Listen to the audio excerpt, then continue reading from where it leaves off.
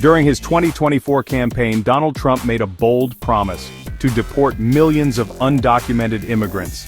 Now, as the 49th President of the United States, he's putting that plan into action.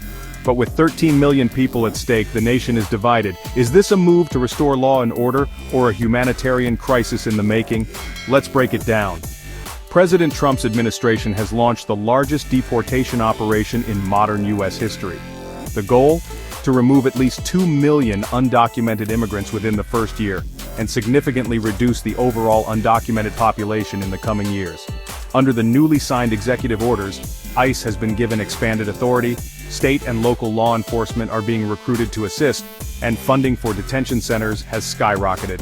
The administration argues this will ease the burden on social services, create jobs for Americans, and strengthen national security. But at what cost? Critics argue this aggressive deportation plan is tearing families apart. Many undocumented immigrants have lived in the U.S. for decades, paying taxes and contributing to their communities. Hundreds of thousands of children, U.S. citizens by birth, could lose their parents. Advocacy groups have already filed lawsuits, arguing the mass deportations violate human rights. Some Democratic governors have refused to cooperate with federal immigration authorities, setting the stage for legal battles between states and the federal government. Beyond the humanitarian crisis, experts warn of economic consequences. Many industries, from agriculture to construction, rely heavily on immigrant labor. Removing millions of workers could lead to labor shortages, rising costs, and even a recession. Business leaders and economists caution that forcing out workers without a proper replacement plan could backfire. Some states are already reporting worker shortages, and industries dependent on immigrant labor are lobbying for exemptions. Politically, Trump's deportation strategy is both a power move and a major gamble.